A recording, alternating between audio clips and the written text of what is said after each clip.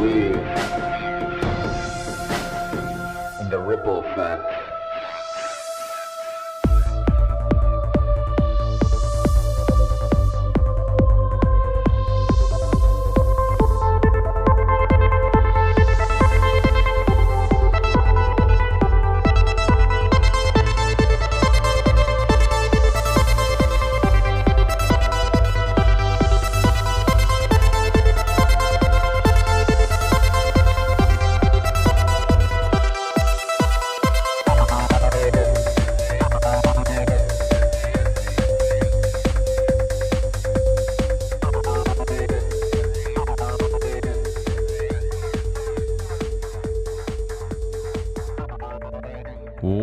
What's up? Another episode of Ripple Effect Podcast. Of course, I'm your host, Ricardo Randes, also known as Ricky Randes, and a great episode for you today. Another banger for you. Today we have Tom Nelson.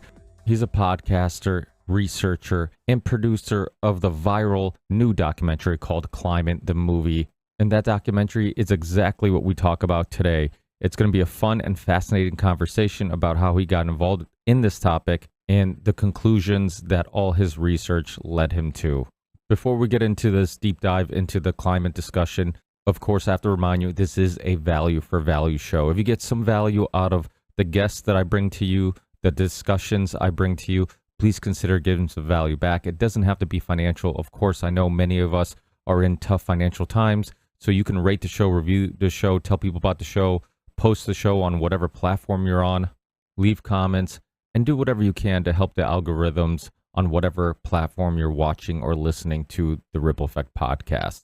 But if you can financially support the show, there's tons of ways of doing so. You can support us with as little as $1 a month on Patreon and support us monthly, which is one of the best ways of supporting a podcast that you enjoy and like and you listen to on a regular basis. And if a small percentage of the people who listen and watch the Ripple Effect podcast donated as little as $1 a month, I could easily do the show full time. So that puts in perspective how little you actually have to donate to really make a big impact on the show and help expand and grow a podcast that you get some value out of. You can also send a one-time donation via Venmo, PayPal, or you can send crypto to our crypto wallet. You can send Ethereum or Bitcoin. And if you do send a one-time donation and you want a shout out, please let me know. We also have a brand new merch store, which I'm super excited about. Ryan Graham from Big Frog Merch and the creator and host of the Independent Review podcast, hooked me up with a great store and sent me some samples, and I could not be more impressed with the quality of the print and the quality of the material. So now Ryan and Big Frog is running my merch store. So you can support the Ripple Effect podcast by purchasing some merch, but you can also support a small business owner like Ryan and somebody who's active in the alternative media community and somebody that you probably are familiar with his podcast or his work. And if you're not, check out episode 505 of the Ripple Effect podcast. He was recently on, and you can learn much more about him, who he is, his small business. Hopefully, working with Ryan and Big Frog gives you a little bit more motivation to check out the merch store, browse around, and hopefully you can find something you like. I also have some sponsors I want to talk to you guys about. One being Content Safe. Content Safe runs my website.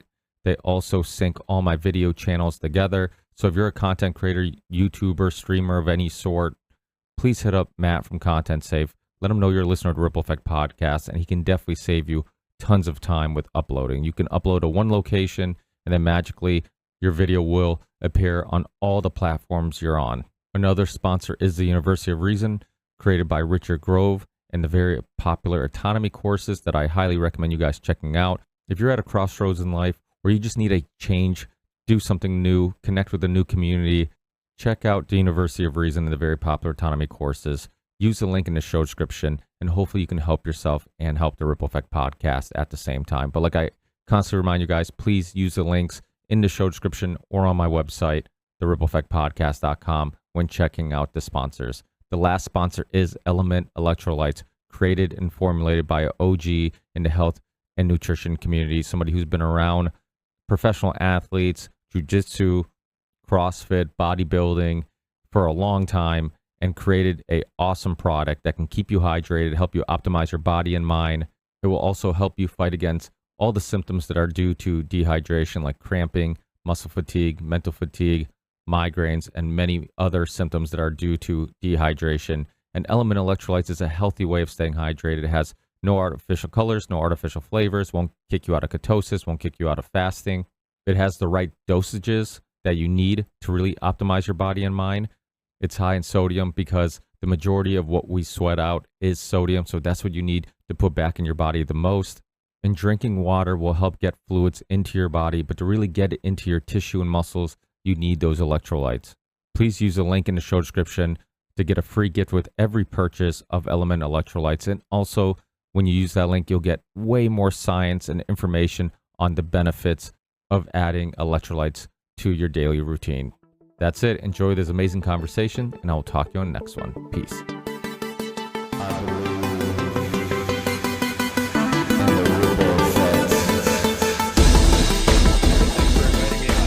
Hey, thanks for coming on. I'm so excited that your film is going viral. It's blowing up, and the timing couldn't be more perfect. And I think we needed a film like that. That really, one, I love the technique of putting a British accent as a narrator, because it always sounds like they're not bullshitting you if it has a British accent. So that narrator, it's actually Martin Durkin. He's the guy who did everything else too. That's him speaking. Yeah. So yeah, I heard the interview with him on your podcast. But it's funny because it just, for some reason, I always joke around about that, how accents can end up having an influence on how you process the information, right? Like if it's a Southern accent, you automatically think, oh, that's, that can't be true. That doesn't sound, very intelligent. But if it's a British accent, it gives it a little bit more, I don't know what it is. It just sounds more elegant, maybe. I don't know, but it definitely seems to work. Multiple people thought maybe that was David Attenborough on there, but of course he's totally on the other side. He would never narrate for us, but yeah, lots of Brits. I also love the open source. Like, it doesn't sound like you guys are that upset that it's basically everywhere. People are just uploading it on their own.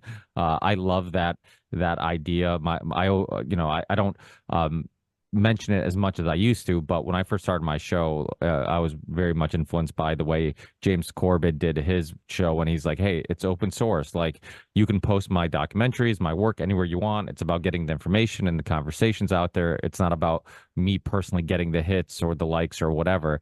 And I think it's a great way of getting information out there and spreading it, because really you can't really avoid it anyways. People are gonna rip it from certain websites and certain places and then upload in other places. And if you can get the movie out there to more eyes and more people, I think that's definitely a great way of going about it. Was that on purpose, or was that accidental, that people just started taking it and uploading it everywhere? No, that's totally on purpose, and we're absolutely encouraging that. We're loving to see that. That's what we wanted to happen. So there's this guy that has the Food Lies channel on YouTube. I don't know who that is, but I don't know. He had over 250,000 views, I think, on the movie on his channel. So yeah, a lot of people have downloaded the whole movie and put it up on X, and they put it up on Substack and Rumble and all over the place. So that we're loving that. And there's copies of the movie, and there's clips of the movie that you can get if you go to climatethemovie.net and click on our FAQ page. You can download that and put it up on any channel you want. Awesome. So for people listening who aren't familiar about the movie, maybe they haven't run into the movie, maybe they've heard it but don't know what it's about. But I guess even before we get into the movie, maybe if they don't know who Tom Nelson is, can we go back in history, get a little bit of your origin story, let us know how you got into, basically just everything that got you here. How did you eventually podcasting, and then specifically this topic? Yeah, so I've been into the climate debate since about the year 2006 or so. I've kind of been reading up on it daily since then. But how I got into the whole debate is that I came to it from the ivory-billed woodpecker debate. Way back in 2005, there was a grand announcement that this ivory-billed woodpecker had been rediscovered, and it was a huge deal back then. I was a bird watcher back then, but I looked into the data, I looked into the evidence, and it was all a complete crock. They didn't actually see it. They had a picture of an ivory bill that was 6 pixels. It was 2 blacks, 2 whites, and 2 blacks. That was supposed to be evidence that they had rediscovered an extinct bird. So it was completely crazy. And that got me thinking that peer-reviewed science maybe can be not true. But right then, some guy emailed me and said, the global warming thing is like that too. If you look at the data for yourself, you're going to find out the data does not support any of the claims, the alarmist claims. So that's when I really got into it. And it interested me that you can, or any of us can, look at these claims right now. Like crop yields are supposed to be impacted by CO2 negatively, or the polar bears are supposed to be going extinct, and all this crap. None of it is true. And you don't need to be a climatologist to dig into it. You can easily look at the data for yourself and find out that they're lying to us just over and over. It's amazing that these lies have lasted for as long as they have. But enormous amounts of people are figuring out their lies, and there's way more people debunking stuff on social media now than there were even 5 years ago. It's making me very happy that so many people are waking up. Well, I think there is this deception of it almost it works in their favor that they've like deceived us into believing that the experts know better and it's over our head. We can't understand it. And like I constantly say on this show, if something doesn't make sense, it probably doesn't make sense. Like it probably is nonsense because a lot of times you're just like, well, I'm not a PhD. I'm not an expert in this field. Maybe it doesn't make sense to me, but maybe they have a explanation. But in many cases, that's not the case. The truth is like it doesn't make sense to you because it actually doesn't make sense. And a lot of times, we kind of just forget about it. It's like, oh, maybe, there's something fishy about this, and what they're saying isn't adding up. And even if just you have a general understanding of the subject, you're like, it doesn't. But that's kind of what works in their favor. This idea of like we're the hierarchy, we're the all-knowing. It's why a lot of people talk about science being the new religion, right? Because it's like you got to have faith in us. They're the priests that you can't, prior to translating the Bible into languages where people could read it at home. It was like, no, you got to take our word for it. We're the all-knowing. We want all the power. And do you see those similarities? 100% I see those similarities, but I absolutely see the whole thing crumbling in front of our eyes. It is crumbling right now. In recent years, this whole thing we went through, I don't know if I can say COVID on this podcast, but we saw so many lies, and people, I'm very happy that a lot of people are coming to the climate debate after they've seen lies elsewhere. So this whole belief that the experts, they have our best interests at heart and they know way more than us. I think people are figuring out that they don't necessarily have our best interests at heart, and they may not know more than us. They may know less than us. So the fact that people are asking questions and able to listen to podcasts, et cetera, instead of listening just to whatever CNN, I think trust in the mainstream media is plummeting. Polling is showing that. So all of this stuff makes me happy that the truth is winning out. And I think the future is bright, actually. Now, in regards to how far back this goes, right? Because, so I brought up James Corbett, but he's done some amazing work throughout the years on this topic. He did also a great short documentary called The Crisis of Science, I believe is the name of it. And it goes into like how easily you can get things peer reviewed that's based on like nonsense science, and how you can manipulate studies so easily, and how, a lot of studies can't be recreated and all that stuff. But he's also done some great work on the environmentalists of the past and really documenting, showing what they were saying in like the 50s, well, maybe not 50s, but like the 60s and 70s, and like, their predictions. For people who maybe aren't familiar with how far back this goes and how we're all supposed to be dead and the world's supposed to be burning on fire right now, how far back does this go? And what have been some of the predictions that they've gotten wrong? Yeah, I mean, it goes way back, that this whole idea that bad weather is caused by people that you don't like. That's just an ancient human thing that's been around for maybe thousands of years. And even just in the Little Ice Age, back maybe a few hundred years ago, there were up to 50,000 witches, quotes, witches who were killed because the crops were failing and people were starving and it was a bad time to be alive, and they had to blame it on somebody. And actually, the elites back then thought, yep, there are people who are witches, and if we kill off the witches, things are going to get better. And so they did. So this has happened for a long time. And then even in the 20th century, there's been there's been some fluctuations up and down in temperature, even in the 20th century. There was warming in the first part of the 20th century. Then it did cool from the 1940s to the 1970s. And there was kind of a panic, a mini panic maybe over that in some quarters, that the cooling that happened from the 40s to the 70s was going to continue. And there was a whole Leonard Nimoy show that you can still see on YouTube about the coming ice age, that if this cooling continues, the crop yields would have failed if the growing seasons got shorter, and cooling would have really been a bad thing. But that was about at the peak of the cooling when that came out, and then it reversed and it started warming again. So humans have lived through a lot of fluctuations in temperature. The bad times have been the cold times, and the good times have been warm every single time.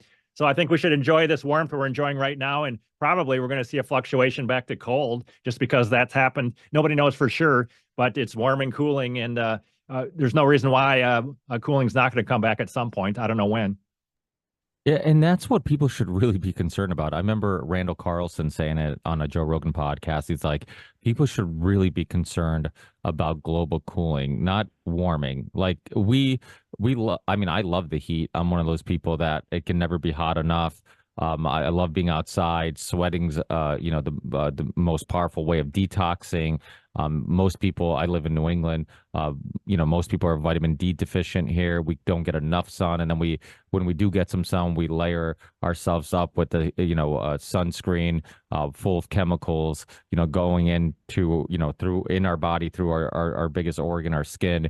And I think that we're not getting enough sun, and we're not outside in the heat enough. And there's a lot of benefits. I'm a big fan of, I've talked a lot about him recently on the show, but Dr. Jack Kruse, who talks about just like how beneficial and how important and essential sunlight is, and all the benefits of it. So isn't that what people should be concerned about? Like, people should be concerned about, nothing grows in the cold, nothing, if it's warm, I mean, even people's moods are better when it's warm out. When it's sunny out, like everybody's motivated to get outside. People are motivated. Like, so to me, like when people were stressing about the heat, I'm like, bring on the heat. I'm like, it's the cold that it's gonna, I mean, the only good thing that comes from the cold is like maybe some depressing music from Seattle, but it's like, that's about it.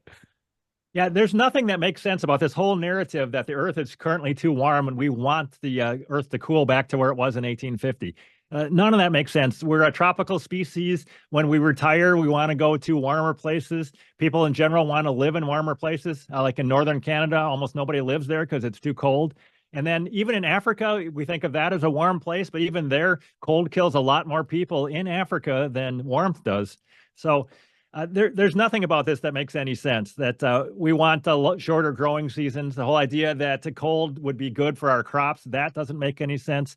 So it's amazing, again, that this whole thing has lasted for decades, because none of it makes any sense at all. You can look at any little part of it, and it's all baloney. Every single alarming thing they're telling us about warm weather is it shouldn't be alarming. I'm in here in Minnesota. The average temperature is maybe 46 degrees Fahrenheit where I am for the year. And then the whole idea that it's going to, if it gets a couple degrees warmer, it gets as warm as here as it is maybe in Iowa, that's going to cause a lot of problems. Then people are going to die. None of that makes any sense at all. So yeah, you make a lot of good points there, that we should enjoy the warmth while we have it. And I think, again, cooling is probably coming at some point, and that's not going to be good.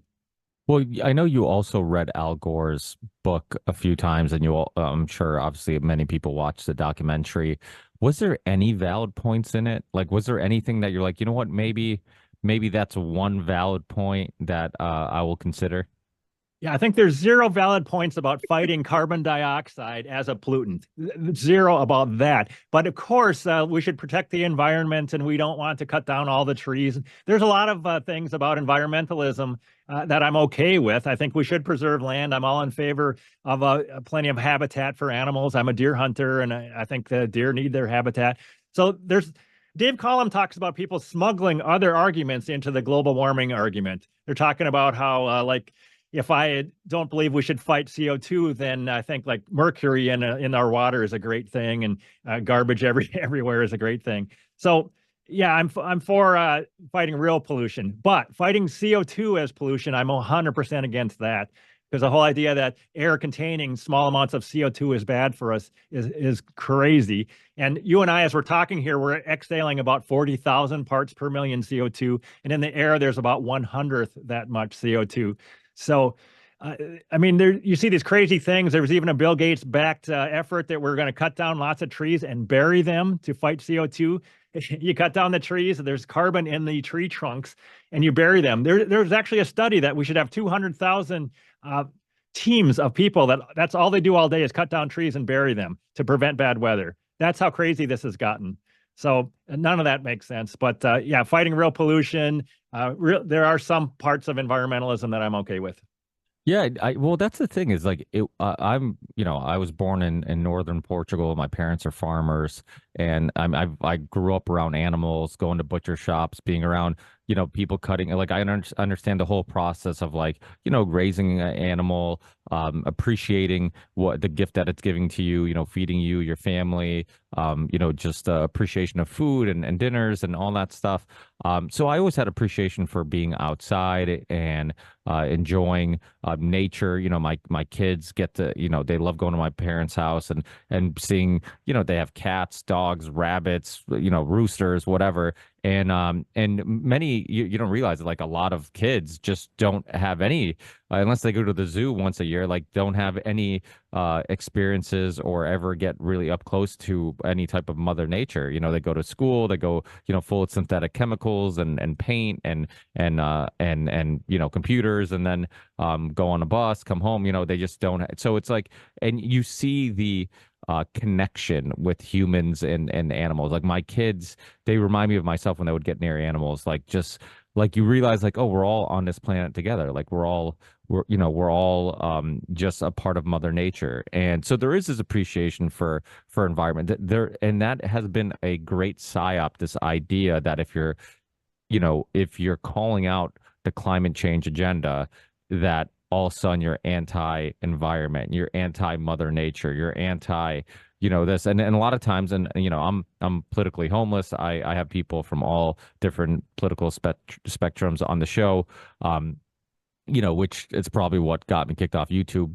FYI, you can say whatever you want because this show's already been kicked off YouTube during COVID. So, I'm on Rumble, Rockfin, all the other platforms. But so don't worry about censoring yourself. But what do you say to those people that are saying that you're anti-environment because you're not worried about this, and really like why are they painting that picture, and what's the true agenda? Because that's obviously not the case. So what are they really trying to do? Is it government overreach? Is there corporations and families and people who are profiting from these what's going to be these new policies and whatnot, and new companies that pop up? From your research, what have you seen? Yeah, I think it's a mixture of things. And Charlie Munger called it a Lollapalooza effect when there's all sorts of incentives that are pulling in the same direction. I do think that a lot of people who are selling this climate scam to us, I think they actually believe in it. They actually believe that CO2 is causing bad weather. Every time there's a warm day in the wintertime, they actually are thinking, oh no, this means that the earth is too hot. And this is a sign that our kids might have to struggle to survive. So I think there's a lot of, I would call them maybe useful idiots or people who sincerely believe in it. I think there's a small number of people at the top who may realize that it's all a crock. But even like Al Gore, I don't know, when he gets up in the morning, I don't know if he really thinks he's saving the planet. I think he might be so deluded that he thinks he is saving the planet. But yeah, so groupthink is a big part of it, but there is definitely folks or government folks who love the whole command and control thing.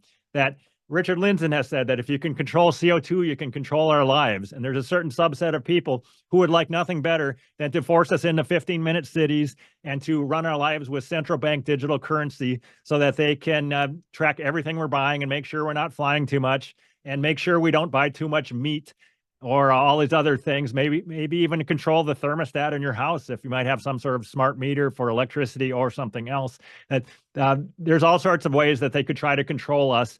And with the whole reason to control us is to prevent bad weather in 2050. They have to do this because human civilization depends on their ability to control us. So yeah, some people want the power and control. Some people think they're really saving us. And this whole idea, I think people are they're blocking hydrocarbon energy in Africa. And I think some people are doing that because they really think they're doing Africans a favor by blocking maybe coal-fired power plants in Africa. And that's part of the deal in the movie. There's a guy named Jasper Machogu, who he is my friend in real life, and he is in the movie. He's talking about how Africans need hydrocarbon energy for their plowing and to run their factories or whatever else. And the whole idea of blocking that access to try to do them a favor results in them still burning fuel inside their house. Some of them don't have chimneys, and they have a smoke inside their house.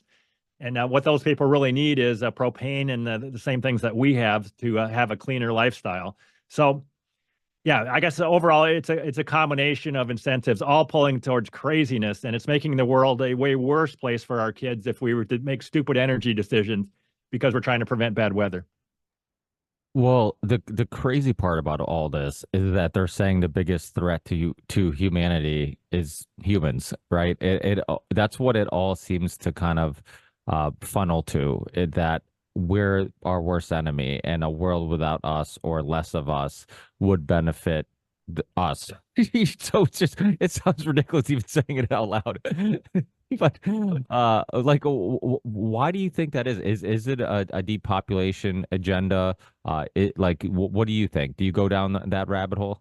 I do actually. I do think a lot of radical environmentalism is based more on hatred of humans than on love of the earth. I think it is. You can see that in their tweets or when you listen to them on podcasts.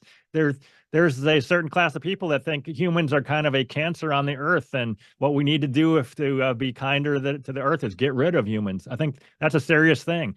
I think they think that there's too many of us and just the right amount of them. Nobody wants to get rid of people in their own family, but they're happy to try to get rid of other people. And yeah, I think there's a very dark agenda, and they haven't really thought about what that means. If we want to get the Earth down to 1 billion people, what happens to all the rest of the people? I think maybe they haven't thought it through. But yeah, there is somewhat of a dark agenda here. Now, even things like geoengineering has become, for a long time, people would bring up chemtrails and people are like, "Oh, you're crazy. There's not, none of that," and it's just a conspiracy theory. I think similar to like fluoride and many other and vaccines. I think there's a lot of things that were just considered conspiracy theories that people are taking much more seriously now. Have you looked into geoengineering, and is that a part of the agenda? Yeah. I just have looked into it in the last maybe year or so, and I kind of didn't look into it at all before that. But I still see lots of people who are maybe climate realists who think that, oh, no, that nobody would ever do this geoengineering thing. Government would never do anything that stupid, or private people would never do anything like that. But now you've just seen in the last week, I think, that everyone is admitting that they just did some of this on the West Coast. I think you may have seen that story. And there's a lot of stuff kind of in the mainstream media saying, yeah, they have been experimenting with spraying stuff up there. And I think that there are a certain class of people, elite type folks, that do believe in this CO2 is going to kill us all thing, that they want to prevent that somehow. And spraying stuff in the skies might be the way to save human civilization. So I do think it's happening. I don't know how much of it is happening. I don't know yet. But the whole idea that none of it's happening and it's all a conspiracy theory, I don't buy that. Yeah, and then also, how is it connected to the war on meat? Because I'm a big fan of Rob Wolf. He's been on the show a few times, and he did the Sacred Cow book and documentary, and he's been talking about this topic for a long time. He talks about meatless Mondays and in New York schools, and how like they're trying to slowly, because that's how you get to the masses. It's like you start with the easily influenced children, and like you said, the unfortunate thing is like a lot of these kids, they truly believe that they're fighting for something just, and they truly believe that that we're all in danger. And so it's like you almost feel bad for them because they are just pawns in a bigger game. But how? And so my point is like they're it seems like they're doing the same thing with meat, like demonizing meat and pushing. Bill Gates, of course, his name always gets brought up in these conversations, pushing these synthetic, fake food that you can patent, you can profit from, you can control. How much of is that agenda linked to this? Yeah, I think it is linked to this, and this whole idea that fake meat is better for us than real meat, and we're supposed to believe that people selling the fake meat they have our best interests at heart. That's why they're doing this. Again, I'm not buying any of this. I think it's straight up evil to tell kids that eating meat is causing bad weather, or so that kids can't fall asleep at night because they're worried about this. Somebody just emailed me and they said they know this 7-year-old kid is going around the house shutting off the lights in the house because he's worried about sea level rise. For a 7-year-old to be worried about that, to be pushing this on little kids, I think that's just terrible. And yeah, we have to stop this. I think the kids should all sleep soundly. And the whole idea that they're worried about carbon dioxide, or that kids are maybe not studying because they are not going to have a future anyway, so why should I study? That's evil. I think young couples, they're in their 20s and they're not having kids because they think either their kids are going to cause bad weather, or if they have a kid, it's going to have a terrible future because of CO2. I think this is all, there's a level of mental illness, I think, involved in actually believing this type of stuff. So the whole thing is very sad, but I do think, again, I think the thing is crumbling. I don't, I see a lot more people pushing back hard against this now than I did even 3 years ago. And that makes me happy. I don't know what percent of people are still going to believe this in 10 years. I think maybe the Michael Manns or people who have gone all in, we're never going to reach them. But I think a very large percentage of people who haven't really checked into it yet, I think they can be reached. And one point I wanted to make is there was a time, I hate to admit it, when I believed in this. I never lost sleep over it, but there was a time when I kind of believed, oh, the experts must know what they're talking about, and the earth is getting too hot, maybe. I kind of believed in that. And Tony Heller is a big skeptic. He believed. Anthony Watts believed. So a lot of people used to believe, but once you point out some facts to them, people's minds can get changed. So that's a good thing. Well, I remember years ago, Candace Owens being on the Joe Rogan podcast, and I believe it was. Do you know what I'm referring to? I do. That's great. I love this. Go ahead. Yeah. Yeah. Well, Yeah, I yeah. remember Rogan being very like, kind of like looking at her like she was a crazy person for questioning it, and he's come around, and now he's has people on from both sides. I mean, Rogan's like, he takes baby steps in a direction, right? He doesn't jump all in too quickly, which I don't blame him. He has a huge platform. I think he's a big, even though he does a great job of continuously doing his show like he started it. It still sounds like he's on a couch with a laptop recording a podcast with his buddies.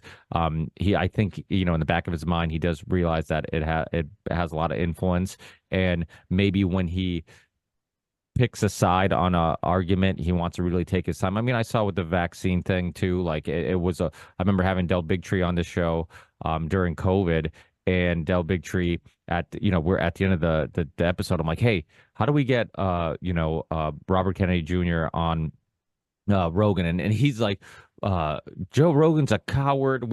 We have mutual friends. We've connected him with Robert K. He will not have him on while he has, Dr. Hotez on and others on, and he was like, Del was like, you could tell he was upset about it. And then eventually, little by little, I've been listening to Rogan for a long time, and I would episode every once in a while you'd hear an episode where you see these little hints of his mind changing, and I'm like, okay, and then eventually, I remember I had Dr. Peter McCullough on, and then so we became friendly, and then I remember when I started hearing that like he was going on Rogan's show, I'm like, oh my God, like his mind's if he's having McCullough on, I'm like, his mind's completely changed. And so I think it's funny because even with the Candace Owens thing, like you could tell he was completely on one side and slow, and I think that's okay. Like I think that we shouldn't we shouldn't plant our flag somewhere and say if any new evidence or any new information comes in, we're just gonna ignore it because I've already had my mind made up. Like I think it was Aaron Rodgers during COVID. He had a tweet where he's like, if science can't be questioned, it's not science, and he's absolutely right. Yeah, I think that whole thing you brought up is really important and very encouraging to me because Rogan, when Candace Owens brought it up, he could not believe that she didn't believe in the narrative. But now, like Aaron Rodgers was on there and climate change came up a little bit and they both kind of scoffed at it. Same with Rogan and Alex Berenson. It came up on the side and they scoffed. So I listen to a wide range of podcasts like Chris Martenson and all sorts of different podcasts. And I'm hearing so much scoffing. they're not doing the whole podcast just on climate change, but when it's coming up, they're laughing at it.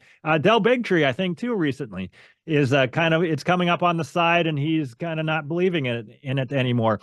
So there's supposed to be this mainstream narrative that we all believe in it, but these guys with these huge audiences are scoffing at it. So I don't even know what the mainstream is anymore. But I'm hearing way less unquestioned propaganda now than I was before. So this is all to the good. I think in recent years, the elites did go for the Great Reset, and what they got was the Great Awakening. It's happening around us right now, I think. Yeah, I completely agree. I think that they might have overplayed their hand, and even though a lot of benefit came in regards to things that benefit them, I think a lot came out of it in regards to, they made a lot of money off the vaccine. They ruined a lot of families, a lot of lives, a lot of whatever. They've gotten a little bit more government overreach, but I think in return, you got a lot more people who were distracted now paying attention, and I think that works in our favor. There's a lot of people who were really busy, with their everyday lives. I mean, I live in the East Coast. People are just, it's not New York busy, but Massachusetts is people are pretty busy. Like it's nonstop.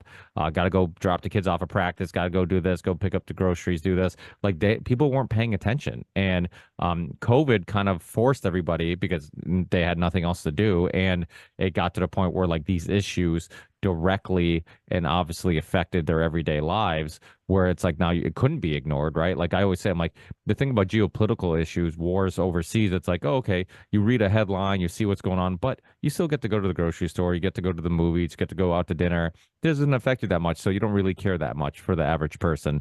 But COVID, it affected everybody. Your kids are being masked, they're having school at home. You can't go do any of the things that you enjoy in life. They told you're a horrendous person if you try to go outside to the beach or gather with your friends and be a social creature, which we are. So it was just, I think it woke a lot of people up. I think that's why Mickey Willis's documentary went viral. I remember having him on. I'm like, they try to suppress it, but similar to your film, people were just uploading it everywhere. And it just made more sense than what the mainstream narrative was. And I think your film's very similar, where it's just like people are going to watch it, and people search on all the platforms. I've been on just about all the major video platforms. If you put in Climate the movie, you can definitely find the movie. And if you're on the fence, if you watch the film, you're like, you know what, this makes way more sense than what they're telling me. And I think that's kind of this reoccurring theme. And I think similar with Rogan, Del Bigtree, they're seeing that in many times. And I think you could probably expand on this. It's like, it's the same script. It's the same game plan kind of with every one of these topics. If it's vaccines, if it's climate, if whatever, it's the same game plan kind of just, happening again. Yeah, two other things that I believed maybe 4 years ago that I don't now is like the regular vax program or just taking the flu shot. I'm sorry to say that I was still taking the flu shot. I had this idea that, it's all been tested. Of course, they wouldn't roll it out unless they tested it against a placebo. But now I'm finding out from the book, Turtles All the Way Down, it's not. Everything I thought I knew about vaccines was not true. And then same deal with breakfast being the most important meal of the day. I'm finding out that maybe was propaganda and not reality. I'm wondering what else I believe right now that I haven't checked into enough to realize that that's all a crock. But I feel like I have to figure out, or have to look into the data on everything before I'm going to believe anything anymore. And I don't think I'm alone there. I think a lot of people are waking up like this. One thing about the movie, I do think it really was the right movie at the right time by the right guy, because this Martin Durkin, he did the Great Global Warming Swindle in 2007, and that stands up to this day. Even as of like a few months ago, I still saw people saying, you got to watch this movie. He does such a good job of laying it out. So I was so happy when he was on my podcast in 2022, and he said he wanted to remake it, knowing what he knows now. So I think he just did a great job of laying it out. And I was so happy to go on I went on a tour as this thing was premiering. I went to London, and we had 300 people there, and just great feedback afterwards. And then I went to the Netherlands. We had over 570 people there. Again, totally positive feedback about how people really wanted to see this type of content. And then in Washington, D.C., I went, and we had we had like 120 people or something there. And I got to hang out with John Clauser, who is the 2022 physics Nobelist. And he spoke beforehand at that premiere. And it's so great to see somebody like that just calling it a crock. He says that clouds are a much more important factor than carbon dioxide in this whole climate system. So overall, it's great to see such highly qualified people using really strong terms when they're pushing back against this narrative. And I think as more people push back against it, there's safety in numbers, and more people are going to come out of the woodwork and feel more free to speak out against these crazy narratives. And in the process of helping with the film, what was there any new information that came out that was kind of new to you that I think maybe you didn't know of, or another great just point to be made that kind of exposes the agenda that maybe you didn't know prior to the film? I would say just overall in doing my podcast, I've just learned a ton of stuff that I didn't know before. I've done over 200 podcasts, and a lot of the people who are in the movie speak at length on my podcast. So I've had a lot of people coming on the podcast talking about the role of undersea volcanoes. And I wasn't really aware of that we don't really know how many they are. And people seem to think that there's not enough actual heat coming from the volcanoes to maybe change the whole temperature of the planet, but they can have a big role in the way the ocean currents go, and what might happen in the course of decades could be affected by major volcanic eruptions underneath there, changing the way the currents are flowing. And the more I learn about it, the more I realize just how complicated the whole thing is. However complicated you think the Earth's climate is, it's probably way more complicated. It's kind of like layers of an onion. You just keep digging into it, and there's more and more stuff that makes you realize that if you're trying to use a Fortran program to just correctly model all this stuff, it's kind of laughable that you could even try to do that, just because there's so many factors. It's not just that there's CO2 is the climate control knob, and you turn that one up and everything gets warmer. There's so many things going on with so many interactions that I think even 100 years from now, we're still not going to understand it well enough to figure out what's going to happen next, just because it's still going to surprise us, I think. Yeah, and I think that that's a very important point, like even the point you're making about like how you had breakfast all wrong, and if you look at the history of Edward Bernays and how he pushed the breakfast in America and having this what we call a hearty breakfast and whatnot, that was all pushed by Edward Bernays, who was I'm sure you're familiar with him. He's a nephew of Sigmund Freud, and the godfather of propaganda and it's in marketing and public relations. I mean, his techniques are used every day. But yeah, that's the thing. Like all these topics, I think, are much more complex than people think. And the more you research, the more you realize like there's always conflicting opinions, and there's always conflicting scientific studies, and there's always, and it's like you can always find those people. But and then what happens is there becomes a mainstream narrative that everybody accepts, and then you assume there's nobody who disagrees with it until you dig a little deeper. It's same thing with, like, I'm a big fan of Gary Taubes, and he kind of exposed that it's not just calories in, calories out, and that what you're putting in your body can do some harm. You just don't burn everything the same, and really expose just all the pseudoscience in the nutrition world, and how the food industry was really pushing out recommendations that benefited them. I grew up with the food pyramid being the majority of what you should be consuming being wheats and grains, and basically the recipe for disaster and arthritis and diabetes and all these health issues. But that's what they were telling you, right? And my mother coming from Portugal, where we ate butter, we ate fatty meat, pork, sausage, all that type of stuff, and then they came to America and they're like, hey, they're telling us butter's bad. They're telling us to use this fake butter, and I'm like, yeah, it's fake. You shouldn't be using it, but it takes a long time to do, it's like that saying, it's easier to trick somebody than convince them they've been tricked. And my parents, you see it with like food, right? Like these recommendations and all this information from experts on TV has been so deep rooted in their psyche that it's hard now to like talk them out of it. Like, no, that was wrong. They were wrong. Like this soybean oil and all this crap that's in this fake butter is bad for you, and same thing with like eating multiple times a day. Like, oh, you should be eating every it's like, we're hunter gatherers, right, for many many years, where food wasn't guaranteed. Our human body is designed to go long periods of time without eating. I have friends that do Ramadan, and I fast every day. I eat one meal a day, and I tell them, I'm like, a lot of people look at them like, oh, you guys are crazy, and I'm like, they actually feel better. Like after that initial struggle, they're like, there's a mental clarity, there's like a spiritual, and I also think there's some benefit in suppressing things for you to be grateful for things, right? If I ate pizza every single day, I'm not going to really care about eating pizza, right? I'm going to lose that desire and that appreciation for that cheat meal because I'm cheating every day. But if I do it once a week or every other week, I'm really going to appreciate it. So I think there's a lot of I've already lost my point. I've been ranting for so long, but I'm sure there's a question somewhere in there. Do you? But I think my point was that yeah, that I think many things that we've been told that we should question absolutely everything from like what we should be eating to how we should be eating to how we should be living, exercising, all these things. And you'll find out that many of the things that we've accepted as truths are probably lies. Yeah, one thing I've gotten into just in the last year, I've been doing intermittent fasting based on Dr. Ahmed Malik, and it's working for me. I'm totally loving it. I feel like I get way more done, and life is better doing that. And another thing is exposure to the sun. As of recently, I thought, oh no, you better not get your skin out in the sun or you're going to get skin cancer. That was the narrative that I believed. And I'm reading all this stuff saying, well, no, it's the other way around, that you really do need more sun exposure than you think, and you're making yourself less healthy if you're slathering on that stuff all the time.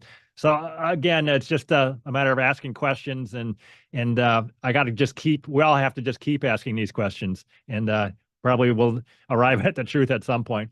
But I do think that in the U.S., it's just all about pharmaceuticals, and whatever problem you got to take meds. So many people are taking so many meds, and now I'm way more suspicious of that than I even was 4 years ago. So just got to keep looking, I guess. Well, I forget who said it, but like when people were growing up back in the day, it's like you go to a doctor, they used to ask you like, are you taking any prescription drugs? Today they ask you, how many prescription drugs are you taking? It's like the times have changed drastically. And yet when you look at the outcomes of like, are people healthier? No. I mean, people are getting sicker, people are taking meds at a younger age. It's insane. And then that's the thing, like when you uncover one of these psyops and one of these lies, like I hope people start questioning everything from like you said, from like the flu vaccine, basic things that we've accepted. And that's the problem with like, what is it, the 100 monkey theory? You get tons of people doing something. You just assume somebody has done the research and we're all doing it because it's correct and logical and it makes sense. And that's not necessarily true. I've had Gerard Williams on the show who wrote the book The Escape of Adolf Hitler. He was on, I think, late 2013, early 2014. And I remember when I had him on and I'm just like, why aren't there any historians talking about the fact that there's no evidence that he died in Germany and there's way more evidence that he made it in Argentina? And it's just like, but yet every historian is just regurgitating that he died in Germany. And it's just like, okay, like when you actually look into things, there's a lot of things like that where you look into it and you're like, wow, this is based on nonsense. Like there's this, like everybody's just regurgitating something. So this consensus, like people, that science community keeps, oh, there's the consensus. I'm like, what does that even mean? Like, can we dissect what that means? Like that means that you all agree on something, so it can't be questioned, like, or it can't be wrong. Like it seems silly. Yeah, I mean, this whole idea that scientific truth is determined by consensus, and if 100% of scientists believe in it, according to somebody, then it has to be the truth. And then the truth changes if their opinion changes. Of course, that's all kind of a crock.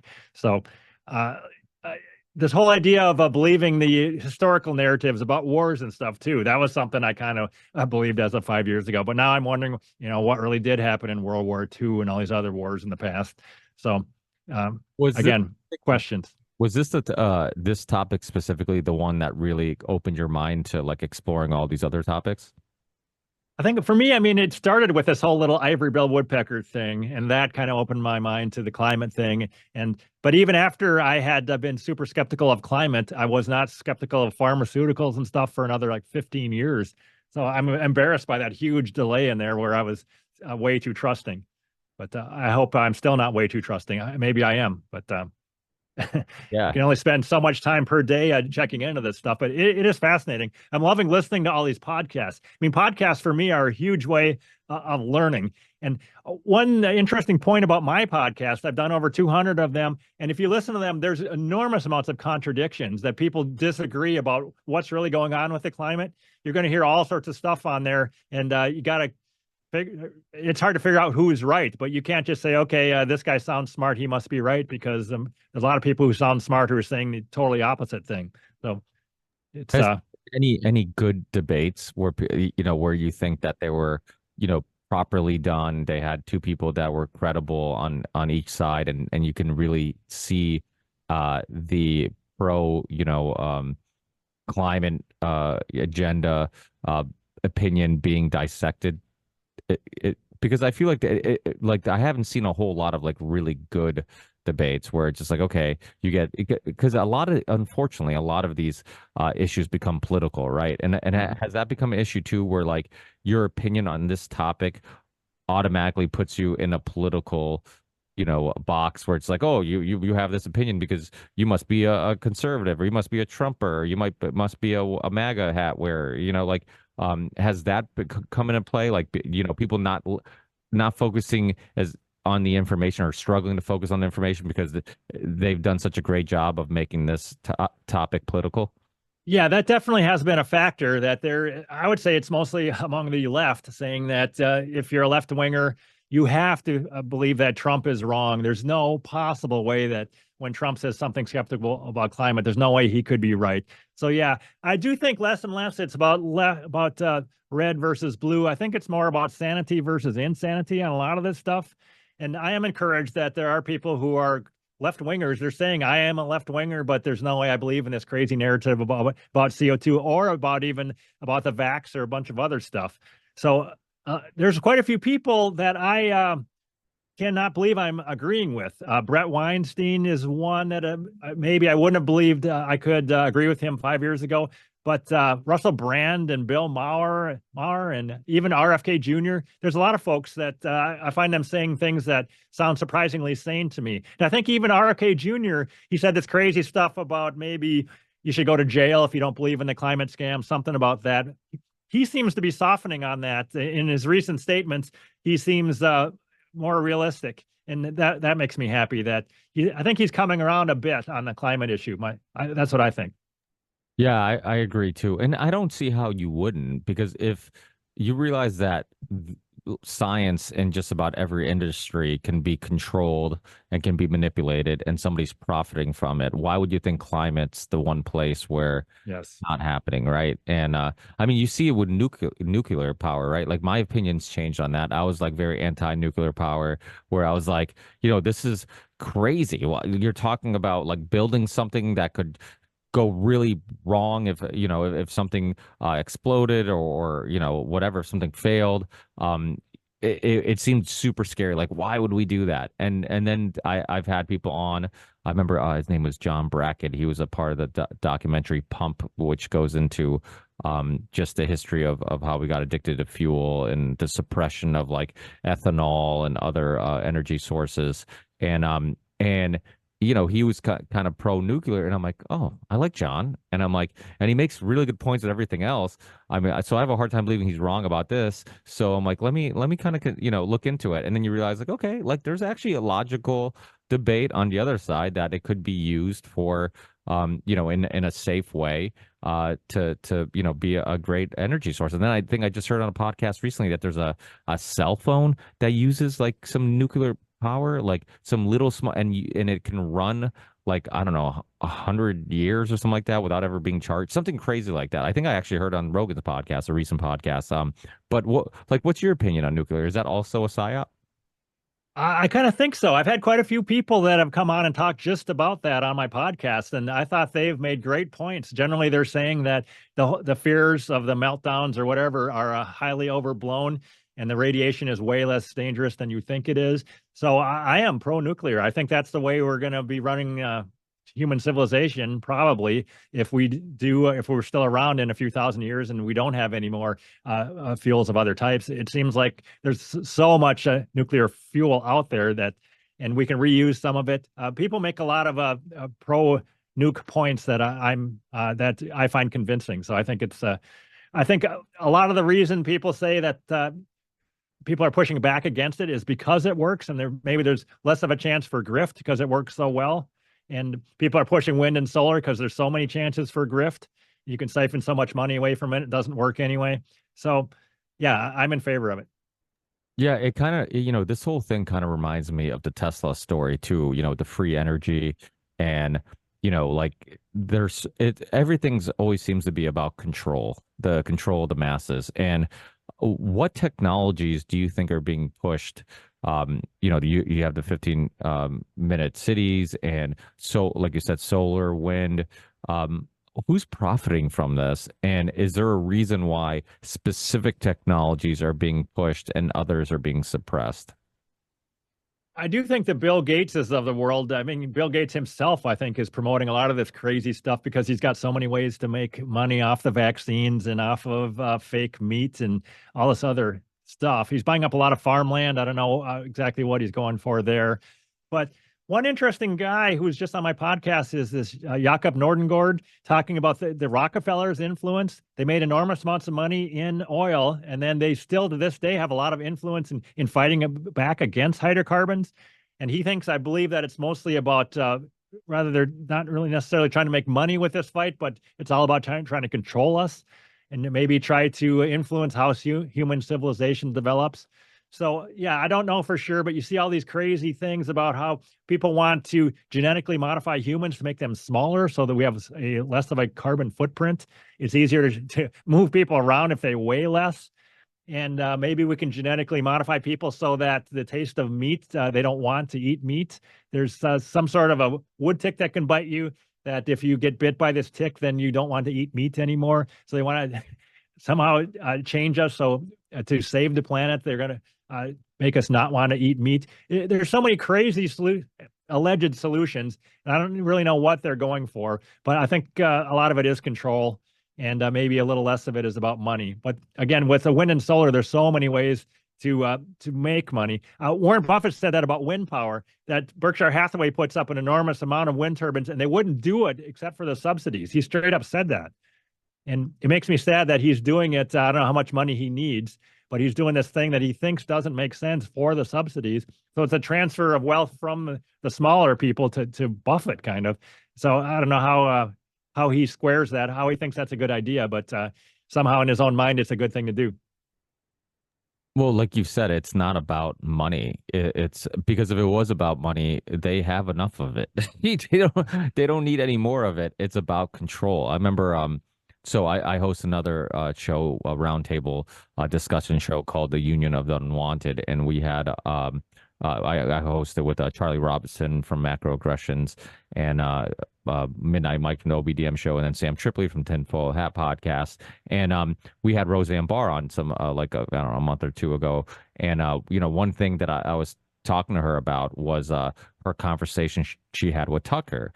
And when she was on his show or he was on her show, one of the times they talked, and how they highlight, and I thought it was just an important thing to highlight, because I think a lot of times people like to simplify it and just say it's about money, because I think people struggle to deal with the fact that evil actually exists and there's people who actually want to do bad things to people and knowingly do it, right? Like even if some people admit, like, oh yeah, they messed up when it's like, no, they didn't mess up. They knew what they were doing. And, but when Tucker and Roseanne were talking and, they were talking about how, like, if it was about money, then why are we off TV? Because we brought ratings. We brought, they were the highest, Tucker was the biggest show on TV, so it's like, if you're Fox News, if it's only about profit and money, why would you take this guy off TV? Same thing with Roseanne. Like, why would you take her off TV if it was about money? And they were talking, saying, like, no, it's much darker. It's much deeper than that. And I think that's the part that people struggle with. I think that even if all the evidence leads to one spot, I think people are like, yeah, I know it's like all the roads are leading to this place, but I just struggle to believe that that people could purposely harm others and knowingly do it. And do you feel like that's maybe the speed bump for some people that really stops them from getting over the hump and getting to the conclusion that, yeah, no, this is a psyop? Yeah, I think that is a great point. I think it's a very important point that most people, they're good people, and the people around them, they see them as good. They just can't believe that there are people who are actually evil, that there's straight up evil in the world. The type of evil that would put the COVID gene therapy onto the childhood schedule. I mean, I don't know what could be more evil than that. That's pretty evil. So yeah, I think I think our people are good, and we're being manipulated. People know, the evil people know that we are good people, and they're getting away with stuff that they should not get away with because of our good nature. Yeah, yeah, without a doubt. And I think there's some people out there who are doing things because they're evil, and I think there's some people, like you said, I think it's really important to understand that they're not all the enemy, right? People who disagree with you, like some people are true believers. They are, I remember when the movie came out, Cowspiracy, the documentary, and they reached out to me, and I remember getting the email and they're like, oh, we want to come on your show, promote this film Cowspiracy, and I'm like, well, I like cows because I eat them, and I like conspiracy, so I'm like, this might be something I'm interested in. So then I look into it, I'm like, sorry guys, I just can't, because I just couldn't help promote something that and there's many people that come on the show that I don't agree with everything they've done. I've had Roger Stone on the show. I've had Jack Abramoff on the show. I've had some people that, that I'm not a fan of all their work, to say the least. But there's something good that I think can come out of the conversation. I think I can, maybe extract some knowledge, some information, some wisdom, some life experiences that can benefit myself and the listeners. But with that, it's like, what are you guys doing? And then I have to like pump the brakes and think about, like, these guys might be maybe they're not like paid off, just people trying to push a propaganda, but maybe they're just true believers who truly believe in this narrative and they think they're doing good. And but and I think that's hard for us sometimes, because when you see these protesters ruining people's dinners, when you see these, and in Europe, I've seen, sometimes I'm at my parents' house and they're watching news in Europe and Portugal and other Western European countries, and you just see these protesters, these climate protests everywhere. And like in America, sometimes we kind of live in a little bit of a bubble, and it does seem like we're talking about on podcasts and in conversations with people that were on the fence, seem to be leaning towards the way of like understanding that this is a psyop and there's a greater agenda happening. But I'm kind of detached a little bit on what's going on in Europe a little bit. What have you seen? Do you have any just information from like what's the narrative there, and are you as optimistic there as you are here? I'm more optimistic here. I mean, I talked to quite a few people when I was in Europe there, and they were saying that they think Americans, for whatever reason, are harder to fool, maybe, or Americans, for whatever reason, push back harder. So yeah, this whole idea of trying to get rid of a bunch of Dutch farmers because whatever, either for nitrogen reasons or just crazy reasons, they got all sorts of tractor protests out there. Farmers are pushing back. They're not going to give up their farms without a fight. But yeah, I think there is a much higher level of craziness in Europe. And I do think there's a lot of people who they actually want to get rid of farmers because they think that we need to do that to save human civilization. That's how crazy it is and how clueless they are. I think a lot of people in the U.S. think we can seriously run Minnesota's economy on just wind and solar, that we can prevent bad weather. It's a better world for our kids if we try to do that.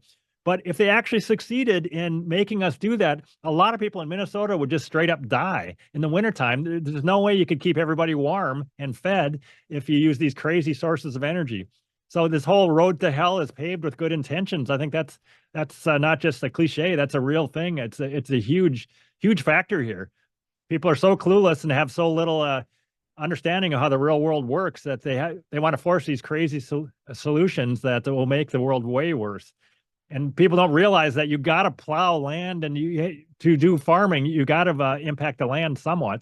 We can't just get our food from the grocery stores. We have to let farmers farm. So, And before yeah. I let you go, how close are we to them trying to make this a global crisis to justify some government overreach like they did with COVID? Do you think that's possible?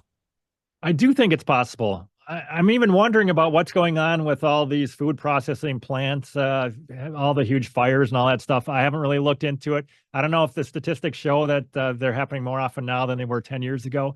But I do think there might be some very dark stuff happening here where they're going to blame, maybe even try to inflict food shortages and then blame that on climate. And then we need all this control. We need the CBDC, whatever, because of this huge crisis. I think Whitney Webb has said a bunch of stuff about that, about how someone is going to try to force a crisis to happen in order for this greater good thing to get shoved down our throat. So yeah, I am worried about that.